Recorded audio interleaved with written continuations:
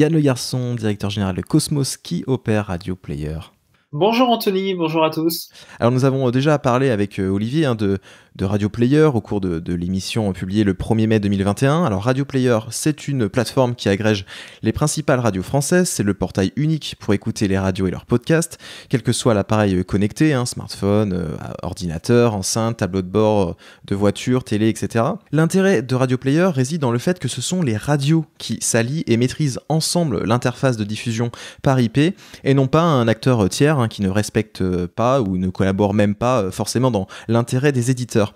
Radio Player, à l'origine, est un projet imaginé par l'industrie anglaise, en place outre-Manche depuis une dizaine d'années, et qui s'est décliné dans plusieurs pays, dont la France, depuis le 8 avril 2021. Alors Yann, un Radio Player français, c'est quelque chose qui paraissait pour beaucoup évident et nécessaire, mais pas facile à mettre en œuvre.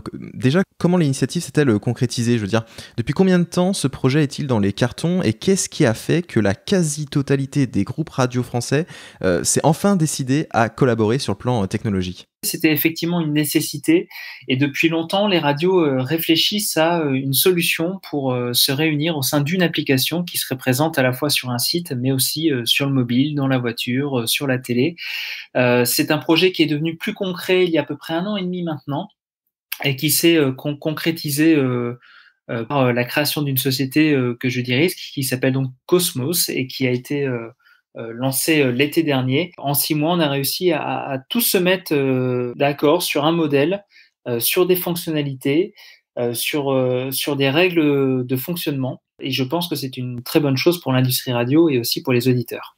Alors je vais avoir du mal à être objectif, mais bon, vraiment, moi je le dis sincèrement, pour un lancement, en fait, on ne pouvait pas s'attendre à mieux, tellement il y a quand même une très bonne proposition dès le départ, conforme à ce qu'est Radio Player ailleurs.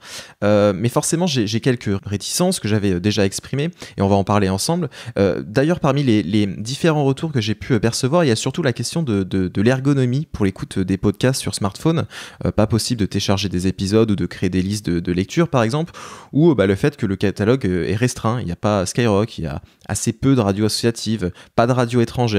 À noter aussi que la version web est assez basique, très basique, pas de favoris, pas de podcast. Bon, on se doute que Radio Player France sera de mieux en mieux, petit à petit, que tout ne peut pas être opérationnel dès le début. Pour qu'on comprenne bien le positionnement de la plateforme, est-ce que tu peux nous dire globalement quelle est la feuille de route à court, moyen et long terme pour Radio Player ? Alors, vous l'avez compris, la priorité pour Radio Player France, c'est d'être présent sur tous les supports et dans un temps réduit, parce qu'il y a déjà des plateformes qui existent sur le marché depuis maintenant 10 ou 15 ans, et on avait vraiment un retard à combler dans le domaine. C'est pourquoi, en 6 mois, on a déjà réussi à lancer une application mobile présente sur iOS, Android, Samsung, Huawei, un site internet, vous l'avez dit, sur des applications d'enceintes connectées, une skill sur Alexa, sur la Smart TV comme Android TV, ou encore dans les voitures avec Apple CarPlay, Android Auto et Android Automotive. Donc pour ça, on s'est appuyé sur l'expertise des Anglais, comme vous l'avez dit précédemment. Ce qu'il faut savoir, c'est qu'il y aura de nombreuses évolutions à venir d'un point de vue produit sur Radio Player France. Le site internet a été lancé un peu dans une logique de répondre à un besoin pressant qui est d'avoir sans publicité rajoutée l'ensemble des radios pour leur flux live sur une interface web en desktop ou en mobile. Mais pour autant, vous l'avez dit, c'est une version assez simple, un peu plus site vitrine, site d'écoute live qu'un véritable portail complet d'écoute. Des évolutions auront lieu dans les semaines à venir sur le site internet pour intégrer le podcast entre autres et puis un peu revoir l'ergonomie de ce portail. De nombreuses fonctionnalités aussi arriveront prochainement sur l'application mobile. On est sur une version 1 qui a déjà de nombreuses fonctionnalités, qui permet l'écoute de 115 000 épisodes de podcast à tout moment. C'est d'ailleurs l'offre la plus riche au niveau de l'ensemble des radioplayers en Europe. Donc, ce qui est plus compliqué en fait pour nous à l'heure actuelle, c'est d'intégrer ces 115 000 chroniques et émissions dans une application qui a été conçue pour le live. Donc, on travaille actuellement avec Radio Player en Angleterre, avec l'ensemble des groupes radio français présents dans notre application, pour vous proposer à vous et à tous les auditeurs des ondes Vocast une nouvelle application de Radio Player complètement revu sur la partie des replays et des podcasts dans le courant de cet été. Pour répondre à votre interrogation sur le manque de certaines radios, ce qu'il faut bien savoir, c'est que Radio Player France est ouverte à toutes les radios qui le souhaitent à partir du moment où elles ont à minima une fréquence FM ou DAB+. C'est le cas de Skyrock, c'est le cas des associatives. Concernant Skyrock, on est en très bon terme avec Pierre Bélanger, le président de Skyrock, mais qui n'a pas souhaité rejoindre Radio Player France pour le moment. La porte est grande ouverte pour Skyrock, les auditeurs de Radio Player réclament Skyrock, donc on continue les échanges avec cette belle radio. Concernant les associatives, vous avez déjà une vingtaine de radios présentes au sein de Radio Player France. On est en échange avec les syndicats de radios associatives qui, bien sûr, peuvent nous rejoindre au moment où elles le souhaitent au sein de ce portail qui réunira, je l'espère très bientôt, l'ensemble des radios françaises. En tout cas, c'est notre objectif à court et moyen terme pour Radio Player France. Alors, le sujet Radio Player a fait pas mal réagir les auditeurs des ondes Vocast. J'ai eu un message par mail, contact@vocast.fr, d'une personne aveugle qui utilise VoiceOver sur l'iPhone. Elle était un peu déçue de ne pas pouvoir pleinement utiliser Radio Player. Si cette personne-là nous écoute, est-ce que tu saurais lui indiquer pour quand sont prévues les fonctionnalités visant à améliorer l'accessibilité ? Alors, je confirme que la fonctionnalité de VoiceOver est prévue dans une prochaine version de Radio Player. Il est vrai qu'à l'heure actuelle, on a affaire pour avoir une meilleure expérience pour les personnes malvoyantes au sein de notre application. Ce que je peux vous dire, c'est que ces évolutions sont prévues dans les semaines à venir. Alors, un des enjeux principaux est de proposer Radio Player partout, d'être le choix par défaut sur un maximum d'appareils, et particulièrement en voiture, qui représente environ la moitié du volume d'écoute de la radio. Mais à mon sens, le plus important serait aussi l'adoption, le plébiscite côté auditeur, afin de capter l'audience des plateformes comme TuneIn. Et première étape, une grosse campagne de communication diffusée par les radios à partir de fin avril 2021. Vous aimez l'info, le foot, les débats? Vous aimez RMC et d'autres radios? Téléchargez Radio Player France. Radio Player France, 200 radios, 600 web radios et plus de 100 000 podcasts en une seule application. Disponible dès maintenant et gratuitement en téléchargement. Vous aimez la radio? Les podcasts? Alors la musique, l'info, la météo, les interviews, les débats, les reportages, les enquêtes, les analyses, vous aimez? Eh bien, on vous offre le player. Radio Player France, 200 radios, 600 web radios et plus de 100 000 podcasts en une seule application. Disponible dès maintenant et gratuitement en téléchargement. 200 radios, 600 web radios et plus de 100 000 podcasts en une seule application. Radio Player France, la seule appli radio gratuite, idéale pour écouter Nostalgie où que vous soyez. Disponible dès maintenant et gratuitement en téléchargement. Les concerts de Coldplay. Toute l'histoire de la guerre froide, l'actu en Islande, les directs des JO d'hiver, l'hibernation des marmottes. Tout ça dans une seule appli radio gratuite. C'est frais, non?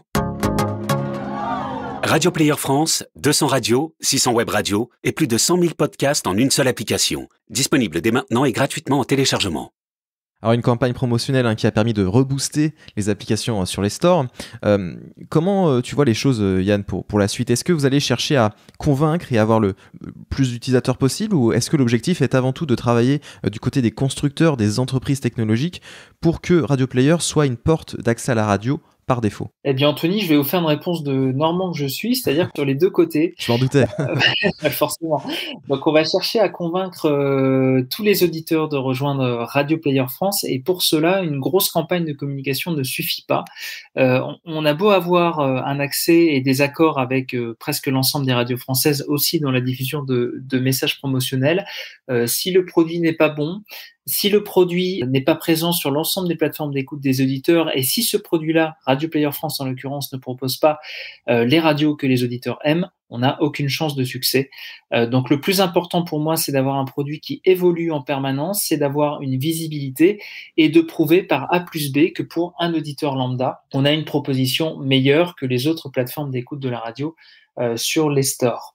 L'autre point sur lequel je souhaite mettre en avant, c'est que pour le coup, Radio Player France vit de par la participation des radios qui souhaitent être présentes sur notre système, ce qui signifie qu'on ne propose pas de publicité au sein de nos applications. Il n'y a pas de publicité à ajouter par rapport aux différentes pubs diffusées, présentées par les radios. Donc ça, c'est un point très important. Quand vous êtes un auditeur de Radio Player France, vous avez par rapport à une autre appli d'écoute de la radio sur les stores, moins de publicité. Oui, mais ça c'est pas très bien compris par les auditeurs et on peut pas leur en vouloir parce qu'en fait, comme chaque radio décide s'ils mettent du pré-roll ou pas, et en fait, finalement, il y en a quand même. Et je le comprends, et d'ailleurs, on travaille à des pistes avec les éditeurs radio pour améliorer l'intégration de la publicité sur les différents streams. Ce que je peux vous dire d'une manière très concrète, c'est que lorsque vous ouvrez Radio Player France, vous n'avez pas d'interstitiel ou de publicité au moment de l'ouverture de l'application ou d'affichage de publicité en bannière au sein de notre application. Et les seules pubs que vous pouvez entendre sont celles effectivement diffusées par les radios par le biais du pré-roll audio. Mais je vous rejoins, on a peut-être en termes de communication un peu à revoir. Pour revenir sur votre question précédente sur des accords en B2B avec les constructeurs, c'est vrai qu'à la différence d'autres pays de radio player, nous, on essaie vraiment d'avoir une approche en B2C vis-à-vis des auditeurs et aussi en parallèle une approche en B2B. Et c'est pour ça qu'on a des négociations au niveau de l'Europe avec les GAFA pour une meilleure intégration sur les enceintes connectées. Et on travaille aussi chaque pays de radio player et moi pour la France avec les constructeurs auto pour que Radio Player soit présent dans les voitures du futur, mais qui ne sont pas dans un futur lointain. À partir de 2022-2023, vous aurez dans la plupart des voitures qui sortiront des usines un système qui s'appelle Android Automotive. Et l'idée, c'est d'être proposé au sein de ces environnements sur l'ensemble des constructeurs auto. Et Radio Player a déjà au niveau de l'Europe des accords avec le groupe Volkswagen et BMW, par exemple. Alors sur le premier mois, donc pour les 30 premiers jours, on va dire, il y a eu environ plus de 50 000 téléchargements sur le Google Play Store, plus de 800 avis avec une note moyenne de 4,2 sur 5. Du côté de l'App Store, 2000 avis pour le premier mois pour une moyenne de 4,6 sur 5. Peut-être que tu as des chiffres plus précis à nous donner, mais globalement, la sortie de Radio Player est une réussite pour toi. Quels étaient les objectifs de lancement et quels sont les objectifs d'audience à terme? Au-delà des chiffres, ce qui est très important, c'est que les gens qui téléchargent notre application l'utilisent et sont satisfaits de cette utilisation. Parce qu'on peut tous acheter, vous le savez, des téléchargements sur les stores. C'est assez simple de faire monter sa moyenne, d'acheter des avis, d'acheter des téléchargements. Sur le point de vue du produit, c'est plutôt une réussite. Sur le point de vue des téléchargements, je trouve aussi que c'est plutôt un bon score. Il y a 2 événements qui ont boosté les téléchargements. C'est la conférence de presse de lancement avec une reprise dans de nombreux médias et effectivement la campagne de communication qui a eu lieu à la fin du mois d'avril et au début du mois de mai. Ce qui est très important pour moi et pour toutes les radios présentes au sein de notre application, c'est que véritablement les utilisateurs qui s'en servent chaque jour, soient satisfaits de cette appli et la recommandent à leurs voisins. Alors ça prendra du temps, hein. Comme je vous le disais au début de cette interview, on a des concurrents qui sont installés sur le marché depuis 10 ou 15 ans. Il y a des places en termes de référencement sur les stores qui sont bien occupées depuis plusieurs années. Donc on a un référencement qui était très compliqué les premiers jours du lancement, qui s'est fortement amélioré dans les jours suivants et je pense qu'on va avoir une montée en puissance de notre application sur les semaines et sur les mois à venir. On est au tout début de l'aventure. Alors je vais revenir un peu sur ce qu'on avait déjà un petit peu évoqué avant, mais est-ce que tu sais si à l'avenir, afin de favoriser l'adoption de Radio Player, est-ce que tu sais si la plateforme va vraiment proposer quelque chose de vraiment différenciant face aux autres agrégateurs, donc justement des flux sans pré-roll ou même du contenu exclusif? Est-ce que tu sais s'il y a ces logiques-là pour la suite? Je pense que déjà à ce jour, on a des éléments qui sont différenciants face aux autres plateformes. La question de la publicité que j'ai abordée il y a quelques minutes en fait partie. Et puis surtout, on est la seule plateforme à avoir une relation directe entre les radios et les auditeurs, ce qui fait qu'on sera, et on est d'ailleurs sur un bon nombre de radios, beaucoup plus complet au niveau des métadonnées qu'on apportera. On a des connexions directes avec les logiciels de diffusion des radios, ce qui nous permet de proposer des grilles des programmes complètes, ce qui nous permet de proposer aussi du replay quelques minutes après la diffusion de chaque émission. On a pour volonté surtout d'améliorer la qualité de diffusion des radios. Souvent, les plateformes qui reprennent les flux des stations le font dans des qualités audio et des qualités de présentation qui ne sont pas suffisantes pour les stations. Moi, j'ai vraiment envie qu'on axe Radio Player France sur l'efficacité. Je lance ma radio en moins de 10 secondes, sur la qualité du flux proposé. Donc, j'aimerais bien qu'on ait des qualités en haute def, mais vraiment en haute def, comme peuvent le faire les plateformes de streaming type Deezer, Spotify ou d'autres. Donc, vraiment avoir une amélioration de la qualité audio, avoir une amélioration de la stabilité des flux pour qu'un auditeur en situation de mobilité, la voiture principalement, puisse changer de radio en quelques secondes, puis qu'on ait des fonctionnalités très innovantes comme du Startover. La fonctionnalité de Startover, elle nécessite un prérequis, c'est que l'ensemble des stations de radio, ou du moins celles qui veulent faire du Startover, proposent des flux en HLS. Quand on est sur du format en HLS, on est plutôt sur de la lecture de micro-fichiers et qui, ensemble, rassemblés, permettent d'avoir un format audio. Le format en HLS est un format très différent en termes de streaming. Toutes les radios ne sont pas compatibles et c'est un prérequis pour proposer le Startover. Donc, on envisage un lancement pour cet été aussi. On réfléchit aussi effectivement à des offres avec du contenu présent rapidement sur Radio Player France et un peu moins rapidement sur d'autres plateformes, ou alors des flux sans pré-roll. Ça dépend de la stratégie vraiment de chaque radio. Radio France a une sorte de politique de mise à disposition des contenus. Est-ce que tu sais s'il y aura des préférences sur Radio Player? Est-ce qu'il y aura une plus longue disponibilité? Est-ce qu'il y aura même tout le catalogue Radio France sur Radio Player ou... Chaque acteur radio négocie avec nous la présence de ces contenus sur la plateforme. La durée de présence de ces contenus est à minimum sur Radio Player France d'une durée d'1 mois, mais chaque éditeur est libre de mettre autant qu'il le souhaite sur la plateforme. L'idée, effectivement, c'est d'avoir l'ensemble du catalogue de l'ensemble des radios. Maintenant, on n'a pas de stratégie identique sur l'ensemble des radios là-dessus. Bon, dernier point, je vais un peu revenir sur la question qui fâche un peu, pour vraiment essayer d'y voir plus clair sur la situation. On retrouve certes une très large partie de l'offre radio française, puisque les 6 principaux groupes, Altis, Lagardère, M6, les Indés Radio, Énergie Group et Radio France se sont associés. Les autres radios peuvent être intégrées, moyennant une contribution financière. Certaines semblent avoir accepté de rejoindre Radio Player, comme Radio Classique et Radio Nova, mais aussi certaines demandent à accéder à la gouvernance. Alors comme on le précisait dans le précédent épisode, publié le 1er mai, on peut comprendre qu'en intégrant de plus en plus d'acteurs au processus de décision, ça peut créer de plus en plus de complications. Celle qui marque le plus par son absence, c'est Skyrock. C'est vrai qu'on n'a pas dit très clairement pourquoi Skyrock refusait d'intégrer Radio Player. Est-ce que c'est un problème sur un certain déséquilibre, une plus faible position face aux autres groupes? On a eu des échanges avec Skyrock sur le premier trimestre 2021. On en a toujours à l'heure actuelle. Non, on n'est pas vraiment sur ces questions-là avec Skyrock. On est plutôt sur une stratégie de l'entreprise qui, pour le moment, souhaite privilégier d'autres acteurs que Radio Player France. Donc, il n'y a pas de malentendu avec Skyrock ou de fâcherie ou de problème. C'est pas un problème de gouvernance pour Skyrock. J'ai pas l'impression qu'on soit sur ces problématiques-là. Parce que pour les associatifs, c'est un problème de gouvernance. On est d'accord. Pour les associatifs, le problème est un peu plus complexe puisqu'on a une prise de position des syndicats qui représentent une partie des associatives. On a déjà, comme je vous le disais, une vingtaine de radios présentes sur Radio Player France. D'ailleurs, toutes les radios qui le souhaitent peuvent nous contacter. On n'a pas de souci avec ça. Concernant les syndicats des associatives, il y a effectivement une demande de leur part d'entrer dans la gouvernance de Radio Player France. Nous, on leur propose des garanties pour s'assurer de la visibilité de leur contenu et on n'a pas de souci à s'engager là-dessus. Les échanges restent ouverts avec les associatives et on les accueille dès que possible avec plaisir au sein de Radio Player France. Des ondes Vocast.